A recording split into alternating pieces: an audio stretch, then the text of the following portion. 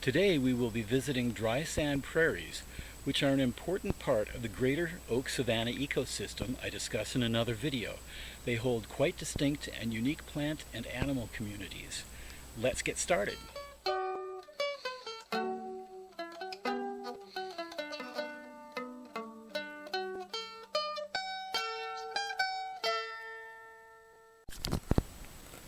The topic of today's video is dry sand prairies. Now, dry sand prairies are actually only a part of a much larger ecosystem that used to cover the southern third of lower Michigan. It's called oak savanna. You would have oak forests, usually on the upper regions here, and in these lower depressions you would have little pocket prairies. And some of them are very small, only a couple of acres, some of them 50 to 100 acres in size. Technically, a savanna is a grassy plain interspersed with trees. Well, this has a few trees here and there, but notice that the whole area is ringed with trees. Dry sand prairies tend to be in little depressions like this, in the midst of an oak forest. And southern Michigan was once just like this. It was a patchwork of oak forests and small sand prairies in depressions and other places, but usually in a depression like this.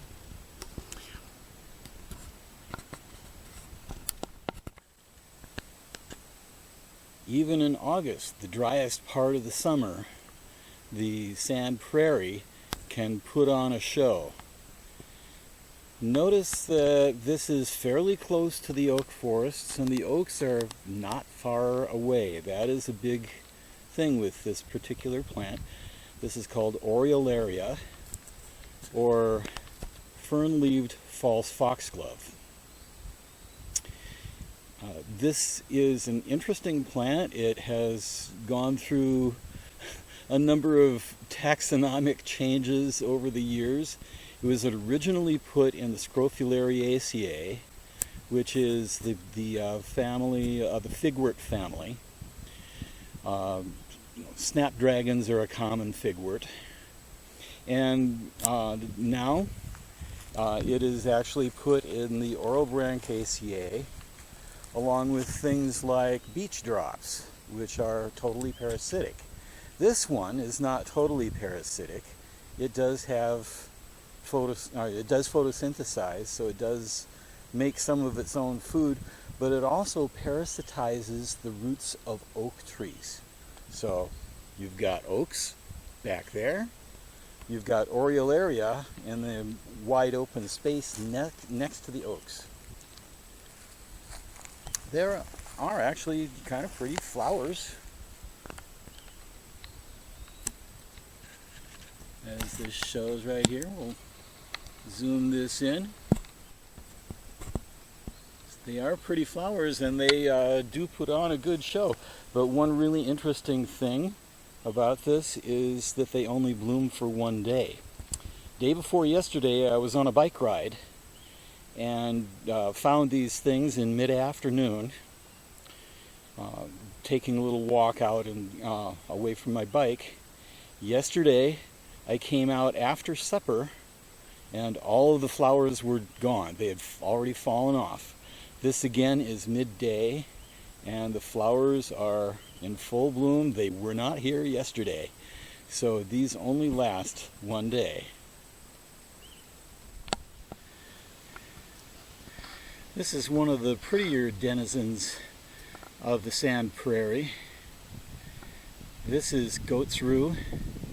Obviously related to peas, but it has a two-tone flower, kind of a greenish and a pink, that is actually quite pretty.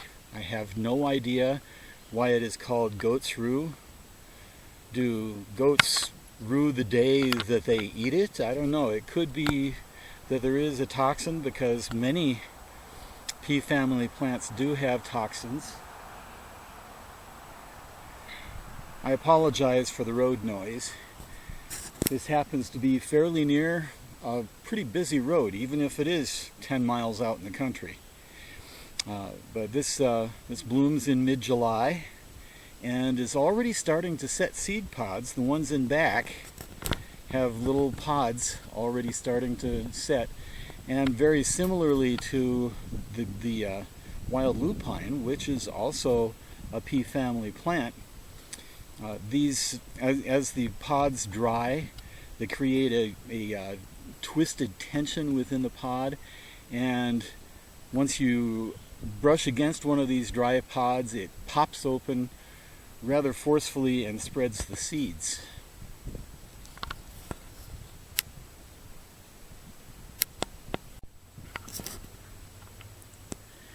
You might wonder why this is a prairie down in this bowl-shaped depression and there's forest all around it. Well, this is common. There are many little pocket prairies like this all over southwest Michigan. Southern Michigan was not a continuous forest like some people think it was. Instead, it was like this. It was a patchwork of forests and prairies. And these drier sandy depressions ended up being the prairies, and the forests grew in areas where there was possibly just a little bit more water available, because trees generally take more water. Another thing that helps keep a prairie is fire. Fire is a very important part of the ecology of this area. Grasses are designed to burn.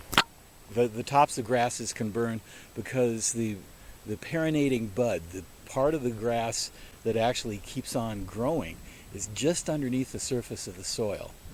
And it can take advantage immediately after a fire. And some of the first things you'll see are grasses that are coming up after a prairie fire. Another thing that the fire does is it gets rid of all of this woody vegetation. Most of these little trees that you see here are called pin cherry.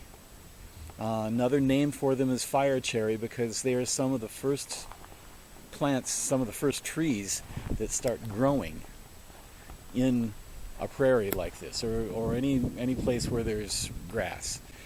Their seeds can last for 80, 90 years in the soil until conditions are just right.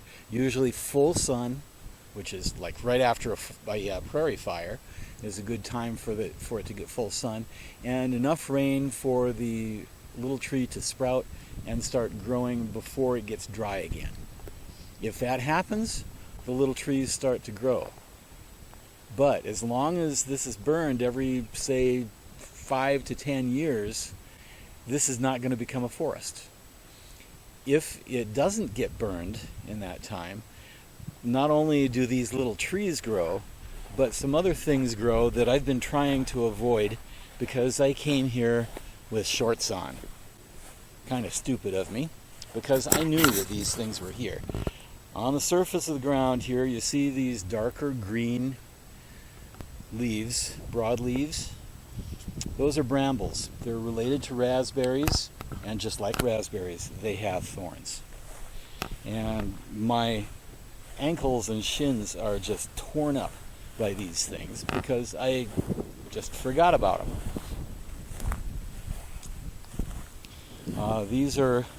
This is another kind of tree right here, these little trees that are growing that are a lot like the pin cherry, and that they come out early. This is a type of hawthorn. I'm not even going to try to figure out the species because hawthorns are notoriously difficult. They crossbreed with each other. So this is a hawthorn, and you can see here why it's called a hawthorn. Those long thorns, the branches start out as little thorns, and as they grow they become branches later. Probably the most important member of the community here is these things. These are lichens. Lichens are a symbiotic combination of a fungus and an alga. The fungus provides a home for the alga and protection, and in turn the alga provides carbohydrates for the fungus. So this is definitely a mutualistic symbiotic relationship.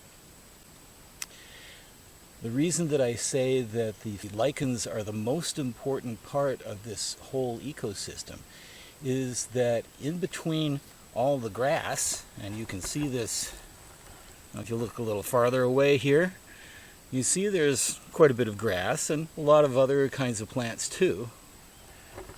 But in between all of those plants is this lichen. The lichen covers the soil. You can see bare mineral soil right here. But it generally tends to cover the soil and helps protect it from blowing away. As the lichens grow and die eventually, they break down and start to form an organic component to this soil so that other kinds of plants can grow. Another important thing is that not only do they keep the sand from blowing away, but they also keep moisture in. So they are very important. There are even a few other kinds of things that you find here. For instance, these are mosses, right here and right there, down in here. Mosses that are also adapted for living in dry conditions. If you look right down at the bottom here, these little brown spikes are mosses that have gone dormant. As soon as there is a rain, both those mosses and the lichens come back to life and start doing their thing. So they are very well adapted to this on-again, off-again kind of moisture regime that you find in a sand prairie. I came to this particular prairie pocket because of this plant. It's called Hill's Thistle. Let me zoom out so you can get the whole thing and maybe even a couple of them. This is a very interesting thistle. Most thistles are biennials, which means that they will grow rosettes for 1 to several years until they get enough strength, until they save up enough energy so that they can throw a flower spike. And they'll probably bloom and set 15, 20, or 30 flowers or so, and then the whole plant dies. So you may have heard an old wives' tale that if you cut the head off a thistle, the plant will die. Well, the plant was going to die anyway. But these thistles are a little bit different. Not only are they much shorter, these things are only less than a foot tall, and they have a huge flower for the size plant that they have, but they are perennials and they are clonal. So it's not surprising that you have a couple of them close together. They are probably the same plant. Here in Michigan, the Hill's Thistle is at least a special concern plant if it's not threatened. So there are very few places where you find this plant. Here's a little plant that you often find in areas like these dry waste places or along forest borders, obviously along roads, and it has a very unfortunate name. It's called bastard toad flax. Now, I'm sure its parentage is well known to the plant itself. It doesn't look like a toad and it's not related to flax. Why we call it bastard toad flax, I have no idea. But it's a little tiny flower. The petals are only a couple of millimeters across, and it's pollinated by small flying animals like this fly that is buzzing around it right now. And here is the queen of the dry sand prairie, the prickly pear. One would not expect prickly pear or any kind of cactus to grow here in Michigan, but this one does, and it's a native. There are also other interesting natives here too, like yucca plants. These are all relics of the glacial times when there was very little growing after the glaciers left. So many desert plants spread out to a variety of areas, including Michigan. And this dry sand prairie is just what it's looking for. This is one of the few cacti that can grow here in Michigan because most of them can't tolerate freezing. And in fact, if you look just underneath this flower here, kind of in the shade, is an old leaf, if you will. Those aren't leaves, by the way. In cacti, the spines are the leaves and the green parts are actually stems. But that one that's underneath the left-hand flower there is last year's stem, then, if you will, that has overwintered. Here's something that you wouldn't expect to see outside of the desert Southwest, a yucca. How many people think that a yucca would be something that you would see here in Michigan? But yet, it is part of the dry sand prairie. It is a native. It can grow up to 6 feet tall. And it's rare, but there are a few of them around. A shrub that you will often find in these dry sand prairies is the sweet fern. Sweet fern is often the end result of letting a dry sand prairie go. It can turn into just one big stand of sweet fern. Contrary to its name, it is not a fern. It is actually a flowering plant, and it has flowered already. Let's see if we can get right near the top of this. There we get into focus a little bit. You may see some little burr-like things right along the top. Those little burr-like things are the seed pods. But this is a flowering plant. It's called sweet fern because it has a nice aroma when you crush the leaves. Sand prairies in Michigan don't have too much to fear because Michigan is a sandbox. The glaciers not only left glacial till when they left, but for several thousand years, sand blew out of the lake basins and onto the land. So the lower peninsula is pretty much a sandbox. This happens to be, if you haven't figured out yet, this is a power line cut. And power line cuts are maintained in a way that helps preserve these natural wonders. Sand prairies are considered useless waste places by some, but their plants and animals are uniquely adapted to the conditions of full sun and dry soil. They are worth our protection as habitat and species diversity is slowly being whittled away. If you appreciate what I do here, please be sure to like the video and subscribe. If you have ideas for videos on other ecosystems or natural history topics, please leave them in the comments.